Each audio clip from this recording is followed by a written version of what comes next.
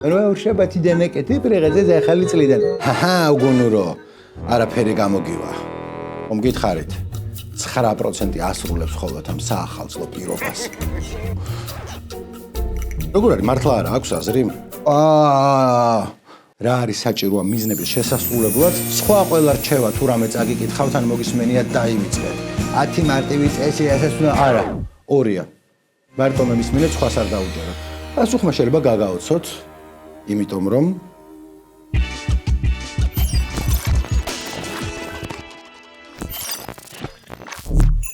შეიძლება მომავალი წლისთვის რამე მიზანი დაისახე, რომ ანუ უფრო ჯანსაღად შეჭამ, ფულს უნდა გაუფრთხილდე, მეტი იმოძრაო, მოწევას თავი დაანებო და უგუგლე და ესენი ყოფილა ყველაზე პოპულარული New Year's resolution-ები. ინგლისურად ესე ამბობენ ხოლმე, ქართულად იქნება ან საახალწლო პირობა ან მიზანი მომავალი წლისთვის, მაგრამ ჩვენ შეგვიძლია ვიხუმროთ და საახალწლო რეზო დავარქვათ. მიხდით ხო? Resolution, რეზო. არ არის საუკეთესო ხუმრობა არ არის, მაგრამ არა უშავს მე მგონი. მოკლედ რეზოს ვიტყვი ხანდახან და არ გაგიკვირდეთ. ხო და ბევრი ვაკეთებთ ამას, ზოგი საჯაროდ გამოვდებთ ხოლმე მიზნების სიას, ზოგი გულში ჩავითქვამთ, მაგრამ სადღაც მაინც შეიძლება გეგონოს რა მაინც არ აქვს ამას აზრი. განწირულია წინასწარე გამბავი, სულ ხუმრობენ ხოლმე რა ახალი წლიდან ამას აპირებ, ხო იცი მაინც არ გამოგივა არაფერი. მეცნიერება რას ამბობს? ესე ზედაპირულად რომ შეისწავლო ეს საკითხი, შეიძლება აღმოაჩინო რომ მეცნიერებაც სკეპტიკურად გიყურებს. ამ საახალწლო მიზნების ასრულებას უყურებს სკეპტიკურად. საკმარისად Google-ში დაძებნო ან ChatGPT-ს კითხო და ორივე სიხარულით მოგახსენებს, რომ კი, საახალწლო რეზოების მხოლოდ 9% სრულდება წარმატებით. აზრი არა აქვს ბიძი. უამრავ სტატიას ნახავთ ან ბლოგის პოსტს, სადაც სტატისტიკა ამოყვანილი და შემდეგ რამდენიმე უგულო რჩევასაც მოაყოლებენ ხოლმე, რომელიც ხო იცით როგორი რჩევებია, რომ ეს რო გაგეკეთებინა მიაღწევდი, მაგრამ ამას ხო იცი რომ მაინც არ გააკეთებ. ეს რჩევები უფრო იმედს მოგიკლავს ხოლმე, ვიდრე ჩაგისახავს. მაგრამ როგორ არის მართლა არა აქვს აზრი? რას გავიგებთ თუ ამ საკითხს უფრო ხარ მათ ჩავხედავთ? პასუხმა შეიძლება გაგაოცოთ.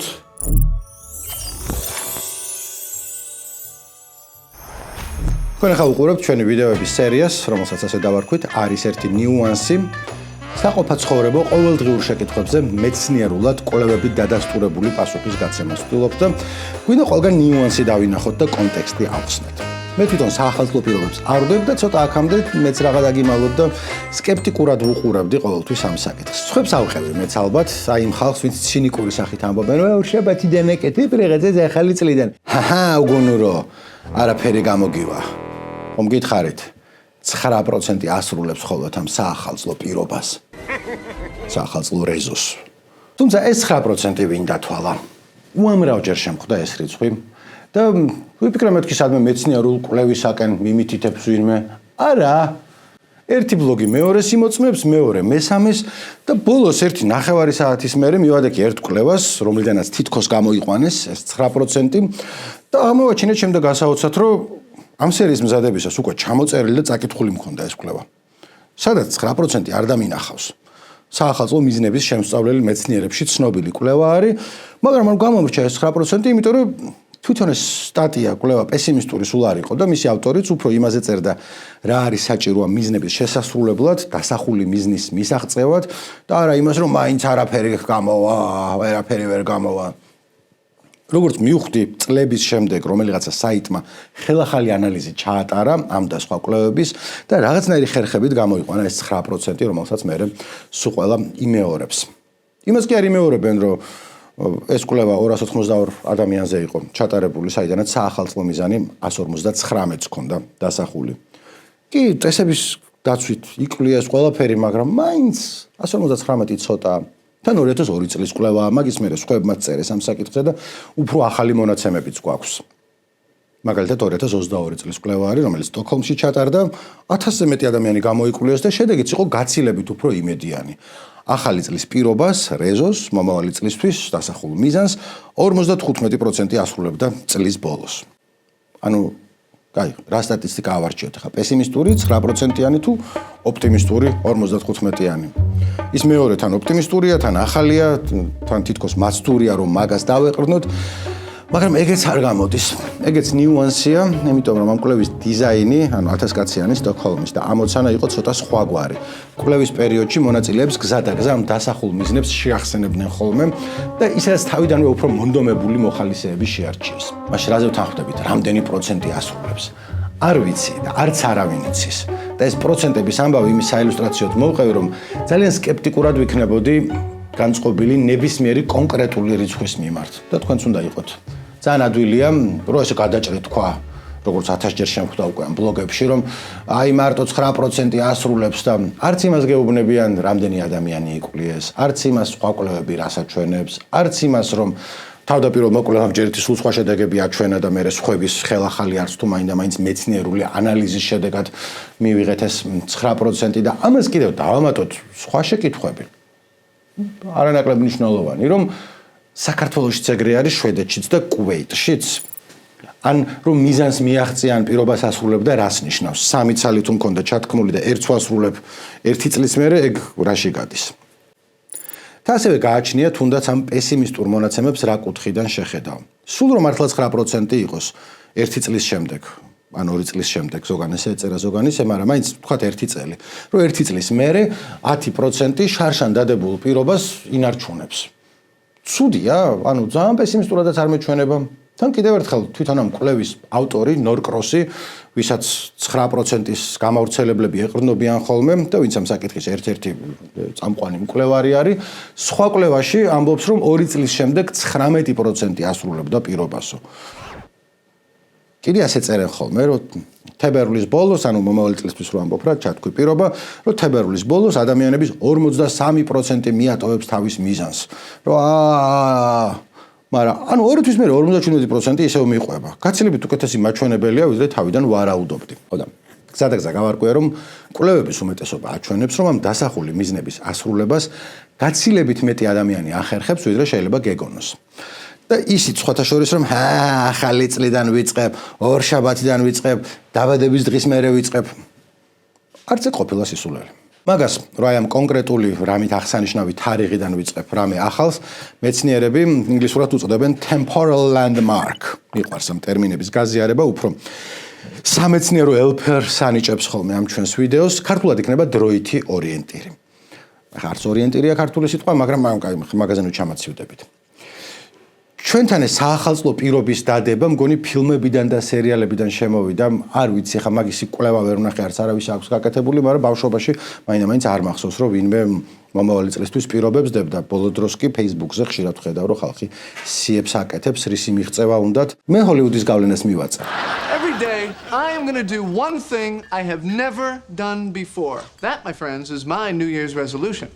Ooh, that's a good one. Yeah? Mine is to pilot a commercial jet. მაგრამ ისეც ხადია, რომ ეს ახალი წლის პირობის დადება და მიზნების დასახვა ამერიკელებს არ მოუგონიათ პირიქით. რუდის დაიწყო ამ სტრატეგია, არავინ იცის, უხსოვარი დროიდან, ისე კი ვიცით, რომ ადრეული ქრისტიანებიც შვებოდნენ, ასე რომ ახალ წელს შარშანდელ ცოდვებს ირანიებდნენ და სამომავლოდ კარგი საქციელის ჩადენას გეგმავდნენ. მარტო ახალი წელი არ არის სამაგისოდ. იდეა არის ესეთი, რომ ეს დროითი ორიენტირი გეხმარება ადამიანს, რომ წარსულ მეს გაემიჯნო და ასე შეხედო, რომ ეს წარსული მე ნაკლოვანი ტიპია, ეხლანდელი მე გაცილებით უფრო პოზიტიური ტიპი ვარ და შემიძლია ცვლილებები განვახორციელო. და თუნდაც მარტო ის ფაქტი, რომ ამისი გჯერა, მე საშუალებას გაძლევს, რომ მიზნებს უფრო ყოჩაღად მიაღწიო. ეს ორიენტირი დროში შეიძლება იყოს ორშაბათი, კვირა იწყება, მეტი ადამიანი დადის ხოლმე სავარჯიშოთ ამ დროს, ან პრინციპში ნებისმიერი რამე იყოს, რასაც ორიენტირად აიღებ. აი, რას გულისხმობ, რომ ერთ კვლევაში мотиваციას აკვირდებოდნენ. და ორი ჯგუფი იყო, ერთი და იგივე დღე ორ ჯგუფს სხვადასხვანაირად მიაწოდეს. ერთს უთხრეს, რომ აი რაღაცა ხუთშაბათიდან უნდა დაიწყო და მეორეს რომ გაზაფხულის დასაწყისიდან. ისე 20 მარტი იყო, ხუთშაბათი იყო, მაგრამ უთხრეს, რომ ნამდვილი გაზაფხული აქედან იწყება და გაზაფხულის პირველი დღეა ეს 20 მარტი და ვისაც ეგ უთხრეს, იმათ გაცილებით უფრო მზადყოფნა გამოიჩინეს, რომ მიზნისკენ სვლა გაეგრძელებინათ, ვიდრე იმ ხალხს, ვისაც უთხრეს, რომ უბრალოდ ხუთშაბათიაო.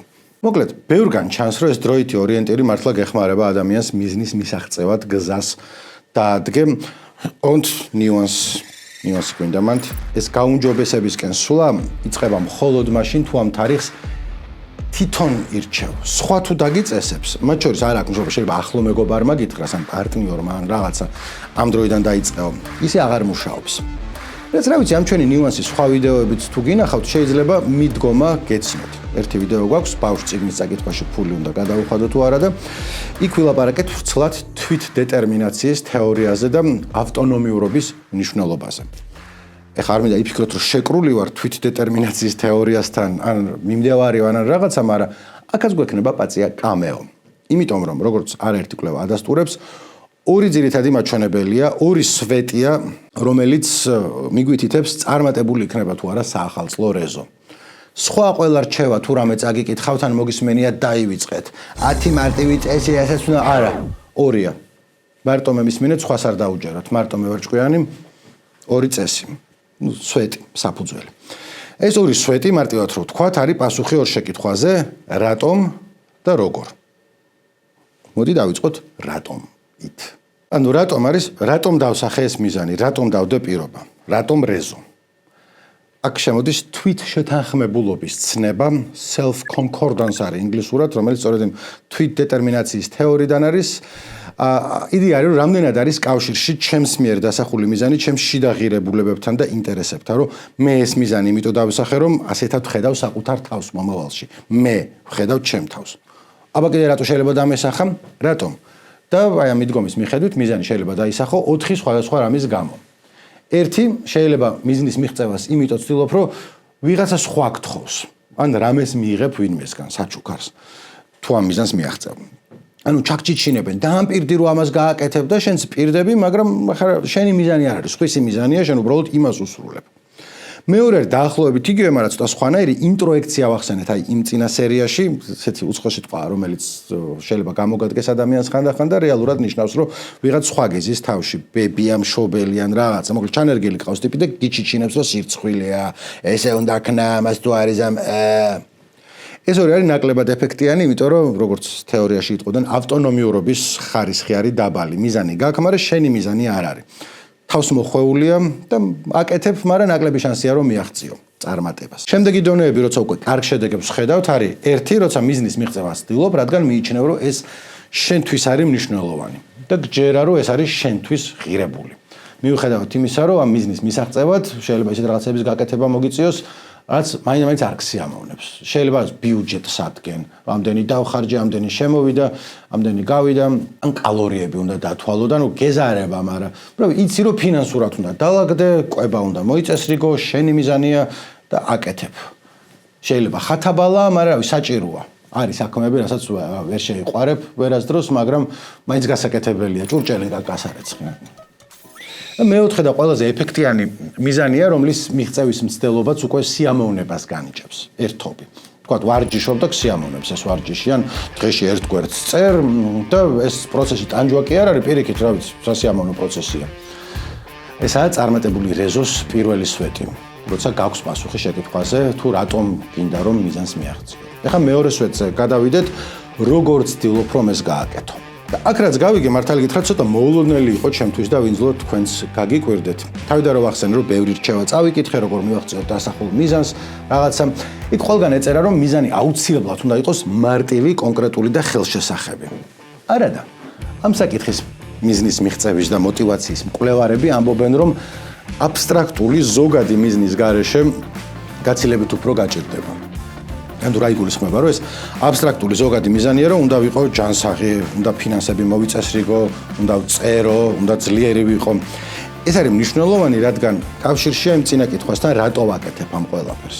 რომ ეს მიზანია, რომლის მიღწევაც მინდა და ეს არის ჩემი მომავალი მეს განუყოფელი ნაწილი. ასეთად ვხედავ საკუთარ თავს. ეგ თუ არა გაქვს სისხლში, შეიძლება мотиваცია დაგივარდეს.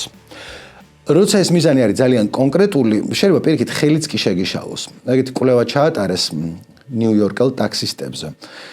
სადაც ნახეს, რომ ეს ტაქსისტები ხშირად წყვეტდნენ დღის განმავლობაში მუშაობას, როგორც კი დღიური შემოსავლის მიზანს მიაღწევდნენ. ანუ თქვათ მიზანი იყო, რომ სიტყვაზე $100 მინდა დღეში. და წვიმიანი დღე არის, როცა ტაქსიზე მოთხოვნა მეტია და ეს ტიპები უფრო ადრე აღწევდნენ მიზანს და მერე სახლში მიდიოდნენ, რაც კონტრპროდუქტიული იყო. ეხლა ცხადია ამას უნდა კონდეს ასევე დაქვემდებარებული მიზანიც, კონკრეტული გზა, როგორ მიდიხარ იმ აბსტრაქტულ მიზნისაკენ. მიდიხარ თქვი და არა აღწევი მიზანს სპეციალურად, იმიტომ რომ მთელი ხიბლი ის არის, რომ ბოლომდე ამ ზოგად მიზანს ვერ მიაღწევ. და ეგ არის კარგი, იმიტომ რომ სულ გაუმჯობესებისკენ გიბიძგებს. მაგრამ ხედავ რომ კონკრეტული ამოცანებიც გინდა. ან ცურვაზე უნდა ვიარო იმისთვის, რომ ჯანსაღი ვიყო, ან სავარჯიშოდ, დღეში ერთი გვერდი მაინც უნდა ვწერო, კალორიები უნდა დავთვალო. ეს ერთი სამთვიანი კვლევა იყო, სადაც ნახეს, რომ ვისაც ორივე ტიპის მიზანი ჰქონდა დასახული, ზოგადი აბსტრაქტულიც და ამას დაქვემდებარებული კონკრეტული. უფრო მეტ ძალისხმევას დებდნენ მიზნის მიღწევაში და უფრო დიდხანს მიყვებოდნენ ამ გზას. ვიდრე ისინი, ვისაც მარტო კონკრეტული ან მარტო აბსტრაქტული ხედვა ჰქონდათ. ასე რომ, ხო, ორივე საჭიროა. და ამ როგორ სვეტის ნაწილია, რომ კონკრეტულად რა უნდა გააკეთო მიზნის მისაღწევად. ასეთი ტიპი ქვია კვლევებში დანერგვის განზრახვა, ან იმპლემენტაციის განზრახვა. კიდევ ერთხელ დრო მომყავს ხოლმე ეს მეცნიერული სახელები, იმიტომ რომ ხო უნდა იცოდეთ, რომ მეცნიერებაში ფესვებგადგმულ ვიდეოს უყურებთ და არა ზოგად რჩევებს, რასაც ვამბობ, გამყარებულია კვლევებით. და მოკლედ ეს დანერგვის განზრახვა რეალურად არის მცდელობა, რომ როგორც მანქანისტარების სწავლის დროს ამბობენ ხოლმე, რომ ეს ქმედებები ავტომატიკაში გადაგივიდეს. გსმენიათ, ხო? ანუ ველოსიპედის ტარების დროსაც იგივეა ხოლმე. ანუ იდეა ეს არის, რომ ყოველ ჯერზე კი არ უნდა მიიღო რაღაცის გაკეთების გადაწყვეტილება. რომ თქვათ გაქვს, რომ რა ვთქვა, საათში ერთხელ წყალი უნდა დალიო. და საათში ერთხელ უნდა იმახსოვრო, არა, გარემოს უნდა მოარგო ეს მცდელობა, რომ მაგიდას რომ მიუჯდები, მაშინ მოვსვამ წყალს. ცდილობ, რომ ქცევის კონტროლი გადააბარო გარემოს. შენ ნების ყოფა აღარ ხარჯო. თქვათ, ორშაბათია 12 საათია მივდივარ ვარჯიშობ. ჩემზე აღარ არის დამოკიდებული, ყოველ ჯერზე მაგის მოფიქრება არ მიწევს. რომ შენ ნების ყოფა აღარ ხარჯო. ორშაბათია 12 საათია მივდივარ ვარჯიშობ. ჩემზე აღარ არის დამოკიდებული და ასე გადადის ავტომატიზმში. მოკლედ ეს ორი სვეტია, რომელიც საბოლოოდ განსაზღვრავს მიაღწევ თუ არა საახალწლოდ ჩათქმულ მიზანს, მაგრამ აქ მინდა რომ ერთი მთავარი ნიუანსი შემოვიყვანო, ანუ ამ ჩვენ ვიდეოებს, ვფიქრობ, მთავარი ხიბლი ის აქვს, ყოველ შემთხვევაში ვცდილობთ რომ ეგრე იყოს, რომ აი მეცნიერება ასე ამბობს და ესეა კი არ ვთქვათ და მორჩა. იმიტომ რომ ამ ჩვენ საქმეში ასეა და მორჩა იშვიათად გვაქვს. ეხლა ამ წამს ვთქვი რომ ეს ორი სვეტი განსაზღვრავს, მაგრამ რეალურად განსაზღვრავს არის ძალიან ძლიერი სიტყვა და არასწორია. მაგის გარეშეც თავისუფლად შეიძლება ეს პირობა აასრულო და მიზანს მიაღწიო. აი ნახეთ, შვედური კვლევა რომ ვახსენეთ დასაწყისში 1000 კაცზე იკვლიეს თქო. ის კვლევა ცდილობდა დაედგინა როგორი მიზნის მიღწევა იყო უფრო იოლი, პოზიტიური თუ ნეგატიურის. ანუ თუ თქვენით მოგინდებათ მე მოძებნოთ ინგლისურად არის approach და avoidance goals ქვია, მაგრამ რავი ახლა პირდაპირ თარგმანი არ არის, მაგრამ აზრობრივად სწორია. მოკლედ, პოზიტიური მიზანი არის, რისი გაკეთება გინდა. რომ მეტი ვივარჯიშო, თვეში ერთი გვერდი დავწერო, უფრო ხშირად მოვიკითხო ნათესავები. ნეგატიური მიზანია, რისი რაც არ უნდა გააკეთო. ანუ თქვა, დილიდან ბურნუთის ყნოსვას უნდა შეეშვა, ან უზმოზე მზეს უმზირის ჭამას ეგეთებს. ეს კვლევა, რომელშიც კიდევ ერთხელ 1000 ადამიანმა მიიღო მონაწილეობა, შარშანწინდელი ახალი ზიზია კვლევა, სადაც ცალსახად ჩანს სტატისტიკურად მნიშვნელოვანი განსხვავებით, რომ პოზიტიურ მიზანს უფრო ხშირად აღწევდნენ და უფრო იოლი იყო ამ პოზიტიური მიზნის მიღწევა. ეს იმიტომ, რომ როდესაც ამ კონკრეტული მიზნისკენ მიდიხარ, ეს უფრო ხელს უწყობს мотивაციას, ვიდრე ის რომ რაღაცას თავიდან აირიდებ. ესეთი ანალოგია შეგვიძლია მოვიყვანოთ ხომალდის მართვის. რო თქვა, გემი თუ შუქურისკენ მიყავს, უფრო ადვილია და ავტომატიკაშიც უფრო იოლად გადაგივა. ხედავ, საით მიდიხარ. ხოლო როცა შენი მიზანია რომ ეს გემი რაღაცებს არიდო, მეჩეჩებს, წყალქვეშა კლდეებს, მაშინ მუდმივი ძალისხმევა და ჩართულობა გჭირდება და რთულია რა. რთულია, მაგრამ შეუძლებელი არ არის. ეს იმას არ ნიშნავს, რომ ნეგატიურ მიზანს ვერასდროს აღწევდნენ. განსხვავება იყო, პოზიტიურს უფრო ხშირად მიყვებოდნენ 6%-ით, ცოტა მეტით. ჯობნი და ნეგატიურს, რაც სტატისტიკურად მნიშვნელოვანია, ანუ კაი დიდი განსხვავება, მაგრამ ეგეთი დიდი განსხვავებაც არ არის. ეს ყველა რჩევა, რომელიც აქ მოვიყვანეთ, ყველაფერი მეცნიერულად გამართულია, კვლევებით გამყარებულია, მაგრამ მაინც ეყრდნობა ადამიანების ქცევის კვლევას, რომელსაც ინდივიდუალურ დონეზე ვერც ორსვეტში ჩასვამ და ვერც ვერაფერში. კი, დიდ ჯგუფს რო აიღებ, დაახლოებით ივარაუდებ, აქედან რამდენი პროცენტი მიაღწევს წარმატებას, რა შემთხვევაში, მაგრამ ინდივიდის დონეზე, შენ დონეზე ვერ იზამ მაგას. იმის თქმა მინდოდა, თავისუფლება მივეცი, მაინც საახალწლოდ ვდებთ ამას და შთამაგონებელი სიტყვით გამოვსულიყავი, რომ შეიძლება ეს შენი საახალწლო მიზანი ამ ორ სვეტზე არ იდგეს. რაღაცა მოთხოვნებს ვერ აკმაყოფილებდეს. მომავალი წლისთვის შეიძლება გეგმავრო ცხვირში ქექვა შეწყვიტო, ან ჭამის მერე თითების ლოყვა. იმიტომ რომ შეყვარებული ჩაქჩიჩინებს. გეუბნება რომ მეზიზღება ეგრე რო აკეთებ და იცოდე აღარ გაკოცებ ეგრე თუ იზამო. ანუ ამ შემთხვევაში მიზანი თუ დაისახე არც ავტონომიურობის ხარისხი გაქვს მაღალი, არც შუქურა არ გეხმარება გემის მართვაში, მაგრამ მაინც შეგიძლია რომ გააკეთო. რთულია, მაგრამ შეუძლებელი არ არის. და ყველასთვის კარგი იქნება მართლა, მორჩი ცხვირში გეკვას. არ არის ლამაზი. ეს იყო ჩვენი დღევანდელი სერია. კიდევ გვაქვს რამდენიმე და კიდევ გვექნება რამდენიმე. შეგიძლიათ რომ ბმულები ნახოთ გარშემო. და ასევე როგორც წესი ბოლოს კომენტარს ვითხოვთ ხოლმე. თქვენ თუ აგისრულებიათ საახალწლოდ ან სადაბადების დღეოთ დადებული პირობა. დაგვიწერეთ კომენტარებში და შეგიძლიათ არხიც მოიწონოთ. რატომაც? Muy bien,